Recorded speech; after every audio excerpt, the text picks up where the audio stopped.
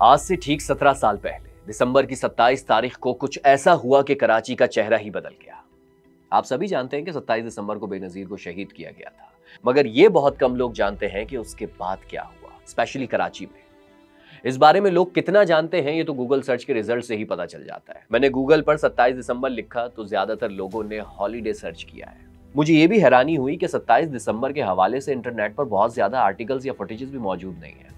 तो मैंने सोचा क्यों ना इस पर वीडियो की फॉर्म में एक डॉक्यूमेंट यूट्यूब पर बना डालूं, ताकि जेनजीज याद रखें कि कराची में एक ऐसा दिन भी गुजरा था जब उसे जलाकर राख कर दिया गया, उसका चेहरा बिगाड़ दिया गया, उसकी बहन बेटियों की इज्जतें महफूज नहीं थी। आज भी जो शहर पूरा मुल्क चलाता है उसे उस रोज सरेआम लूटा गया था। खाते पीते घरानों के लोग खाने पीने को तरस रहे थे, घर वाले भी बेघर हो गए थे। यूं समझ लीजिए कि कराची की सड़कों पर बलाएं घूम रही थी और शहरियों को उनसे बचकर अपनी मंजिल तक पहुंचना था। कुछ 2-3 दिन बाद पहुंचे और कुछ की लाशें पहुंची। आप में से जिसने मेरी 12 मई के हवाले से ये डॉक्यूमेंट्री देख रखी है वो जानते होंगे कि उस रोज क्या हंगामा हुआ था। लेकिन अगर 12 मई और 27 दिसंबर को कंपेयर किया जाए तो यूं समझ लीजिए सानेह 12 मई सिर्फ ट्रेलर था और 27 दिसंबर पूरी मूवी।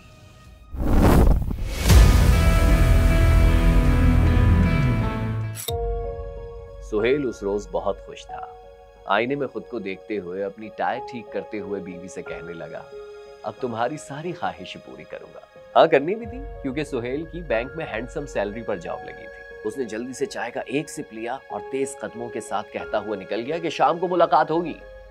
उसकी बची हुई गर्म चाय से अब भी धुआं निकल रहा था और उसकी बीवी का दिल घबराया जा रहा था। वो सुहेल को बाहर निकलते हुए ऐसे देख रही थी जैसे आखिरी बार देख रही हो। सुहेल शारा फैसल पर एक बैंक में काम में मसरूफ था कि अचानक सूरत हाल बदलने लगी। कुछ लोग जल्दी जल्दी बाहर निकल रहे थे और बैंक स्टाफ तेजी से अपना काम वाइंड अप करने लगा। सुहेल ने घबराकर पूछा कि माजरा क्या है। किसी ने कहा, काम बंद करो और तुम भी जल्दी निकलो, बेनजीर को कत्ल कर दिया गया है, हालात खराब हो रहे हैं। इतनी ही देर में 10 से 15 लोग बैंक के अंदर घुस आए। हुलिये और शक्ल से कराची वाले नहीं लग रहे थे, ना ही डाकू थे, मगर हाँ, बैंक लूटने आए थे। कुछ के हाथों में गन्स थी और कुछ के हाथों में डंडे और बाज डंडों में झंडे भी थे। खैर, उन लोगों ने सुहेल के साथ क्या किया ये बताने से पहले जरा बैंक से बाहर निकलते हैं और यूनिवर्सिटी रोड पर चलते हैं, जहां ट्रैफिक जैम है और उसी में ARY के रिपोर्टर फैजुल्ला खान भी फंसे हुए हैं। यूनिवर्सिटी रोड पर हम लोग उस ट्रैफिक जैम में फंस गए। अब सूरत हाल ये थी, हमारे साथ कैमरामैन थे हमारे काशिफ निज़ामी। अब वो एक अजीब सी पैनिक सिचुएशन तो क्रिएट हो गई थी, नहीं पता चल गया था कि यार ये मामला हो गया, हमला हो गया, और मुख्तलिफ अफवाहें थी कि बीबी जो है वो शहीद हो गई हैं या वो बहुत जो है ना शदीद ज़ख्मी हालत में। तो उसके बाद एक उसको हमने उस तनाजुर में कवर करना शुरू किया, क्योंकि हमें हिदायत थी कि आप फुटेज बनाते हुए जैसा कि होता है चैनल्स में। तो हमारे पास जो उस वक्त था वो तो यही था कि ट्रैफिक जैम हो चुका था और बहुत बुरी सूरत हाल थी। हमने कुछ लोगों के साउंड बाइट्स भी लिए, तो वो लोग परेशान थे कि ट्रैफिक जैम है और खौफ की सूरत हाल है, और ज़्यादातर लोग यही बता रहे थे कि हम खबर मिलते ही फ़ौरन निकलें। तो उसके बाद मुख्तलिफ़ जगहों पर जब कराची में तो लोग निकलते हैं, वैसी ट्रैफिक जैम की सूरत हाल होती है, और उस वक्त तो ट्रैफिक जैम के साथ एक खौफ की सूरत हाल भी थी, क्योंकि वजह ये थी कि बहुत सारी अफवाहें भी फैलने लग गई थी। मसलन रात होते होते तक ये SMS गर्दिश करने लग गए थे कि ख़वातीन के साथ कोई रेप हो गया बहुत सारी जगहों पे, फैक्ट्रीज़ पे।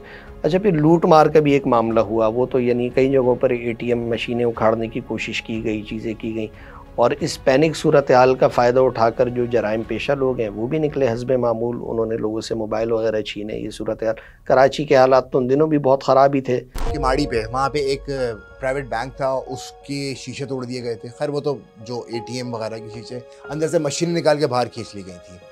ये शरारती लोग हैं, मैं जिनको मैं कहूँगा, जिनका काम मेन कोई नज़रियाती लोग नहीं होते ना, ये सारे जराइम पेशा लोग ही होते हैं। कि कोई ATM मशीन एक ज़माने में लोगों का कॉन्सेप्ट होता है ना, क्या पता खुल जाए, इस तरीके। इसी तरह से उस दिन गार्डन के इलाके में वहाँ पे पेट्रोल पंप नजर आतिश किए गए थे, सही है, गाड़ियाँ नजर आतिश की गई थी।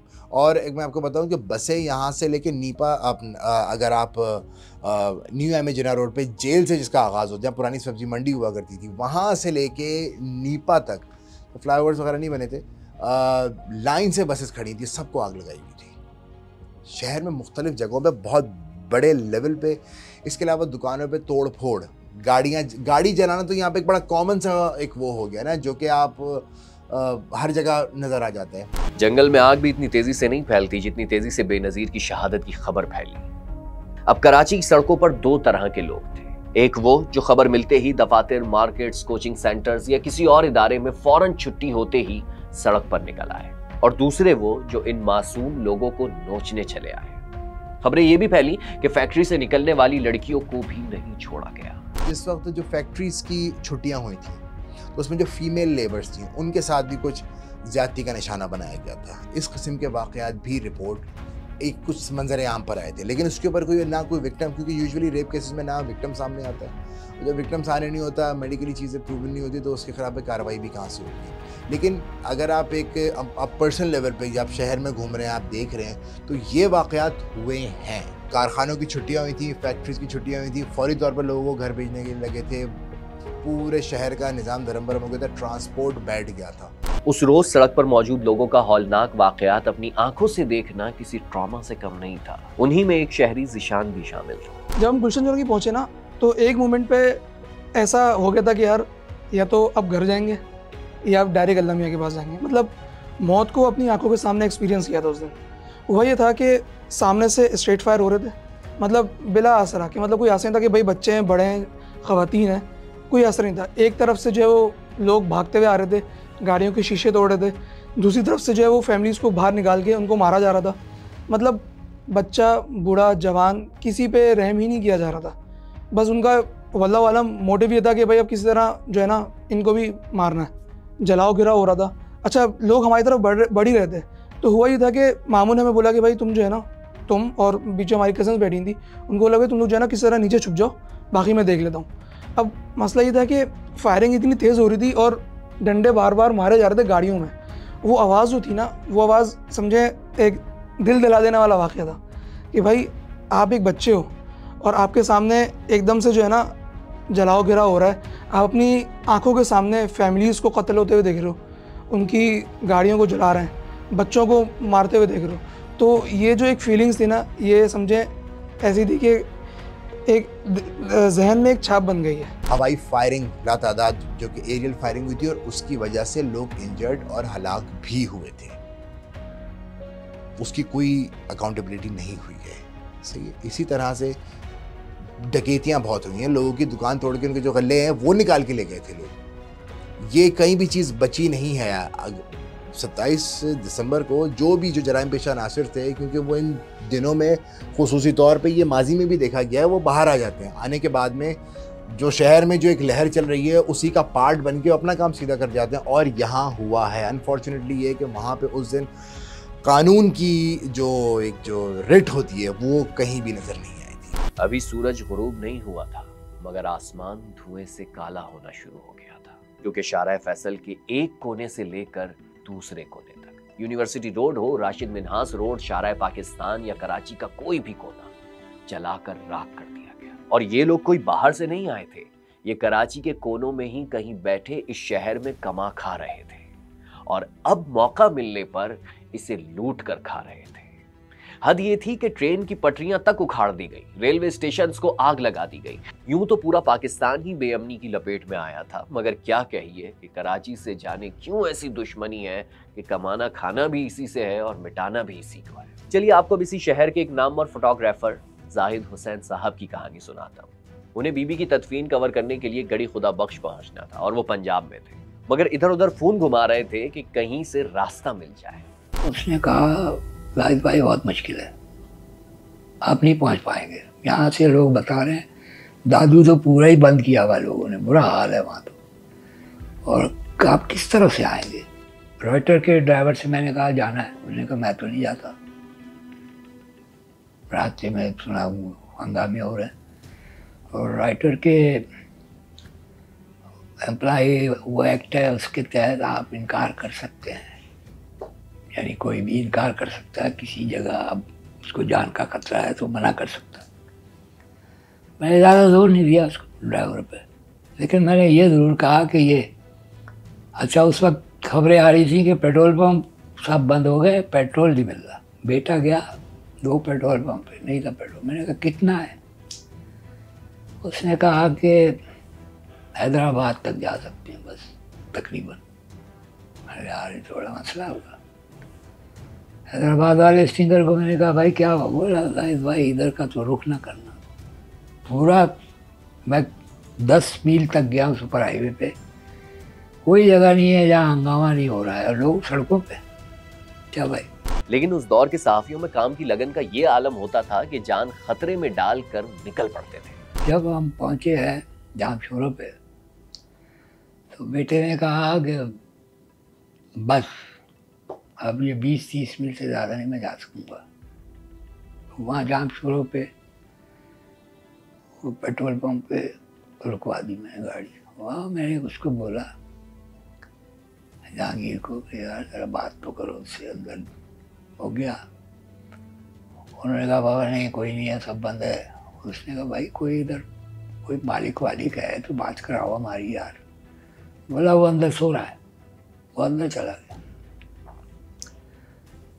वो आदमी मालिक था, वो सो कहाँ रहा था बेचारा, वो तो वैसी घबराहट में था, आग न लगा दे कोई है। वो तो उठ के बैठ गया। वो कौन है डर के।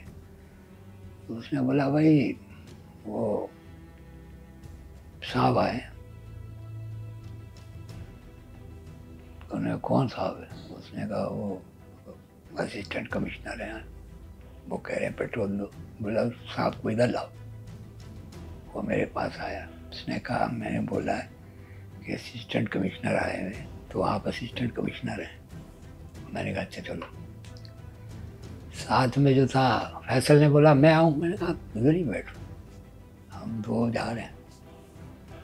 अंदर गया तो वो बैठा खड़ा हो गया। बोला साहब आपको पता है मैं दूंगा तो लोग गाड़ी देखेंगे ये पेट्रोल दे रहा है, आग लगा देंगे, लोग बैठे हुए हैं।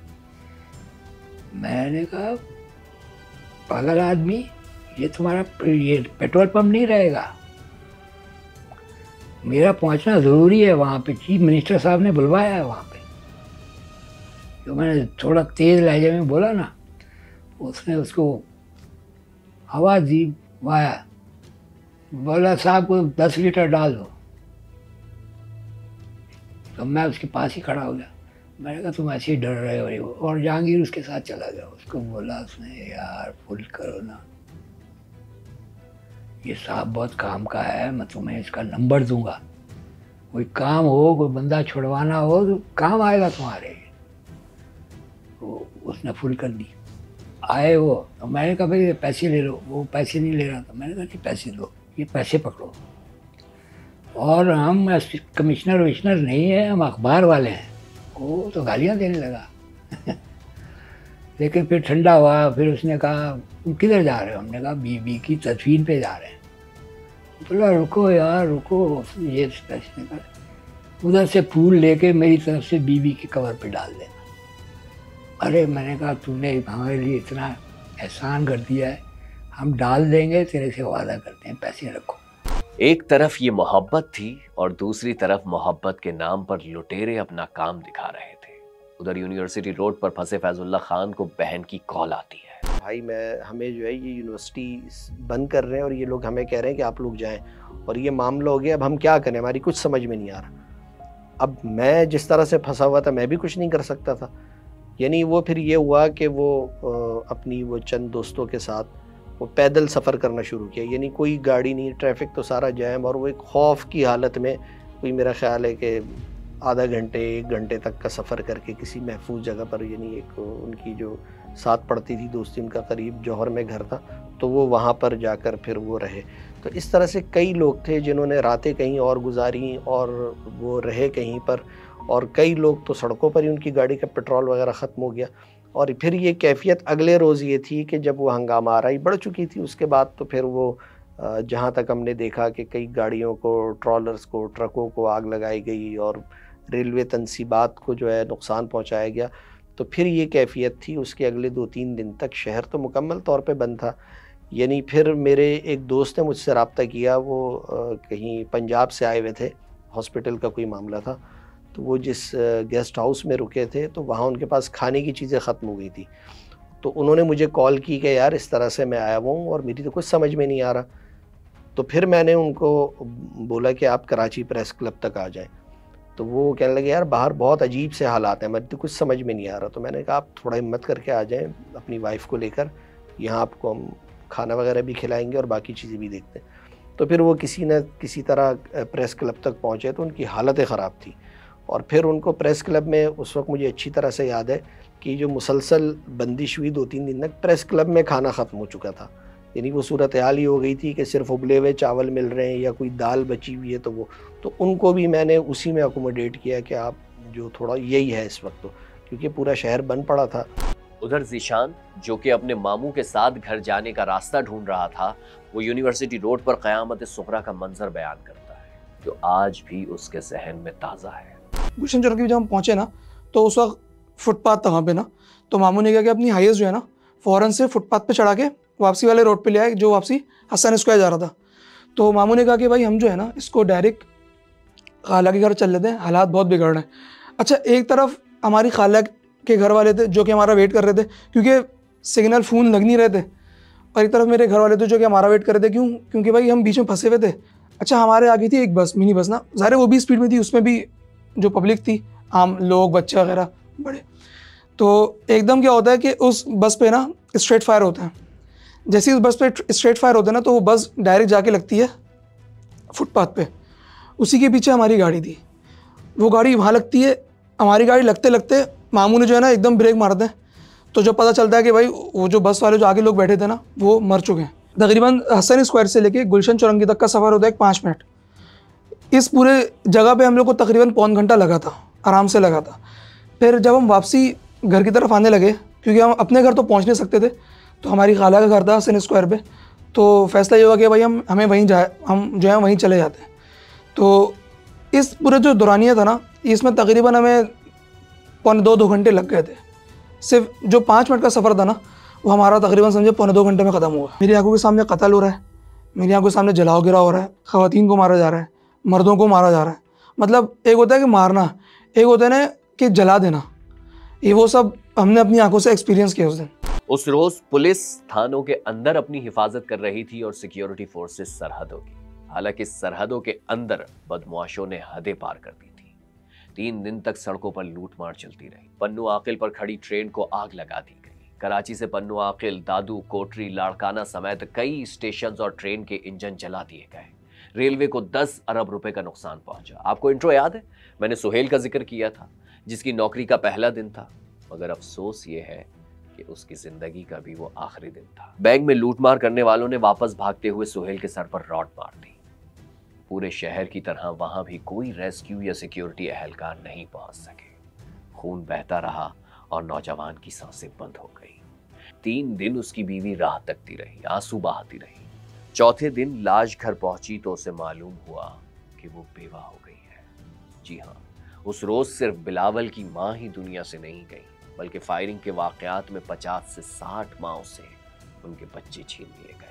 लूटमार के दौरान तशद्दुद करके मारे जाने और जिंदा जलाए जाने वालों की गिनती ही नहीं हुई। उस वक्त की सिंध हुकूमत ने बाद में डेटा मरतब किया, जिसके मुताबिक उस रोज 968 गाड़ियां जलाई गई, 300 बैंक नजरे आतिश कर दिए गए, 807 सरकारी दफातर जला दिए गए, 10 ट्रेनें, 45 रेलवे स्टेशन तोड़फोड़ करके जला दिए गए, 1700 दुकानें ऐसी थीं जो लूटी गईं और फिर जला दी, 75 पेट्रोल और सीएनजी पंप्स में तोड़फोड़ की गई, 50 के करीब फैक्ट्रियों, कारखानों और 15 सरकारी गोदामों को नजरे आतिश कर दिया गया। 71 पुलिस थाने और चौकियां, दफातर, 9 हिरासती मराकज और 100 से ज्यादा स्कूलों को नजरे आतिश किया गया।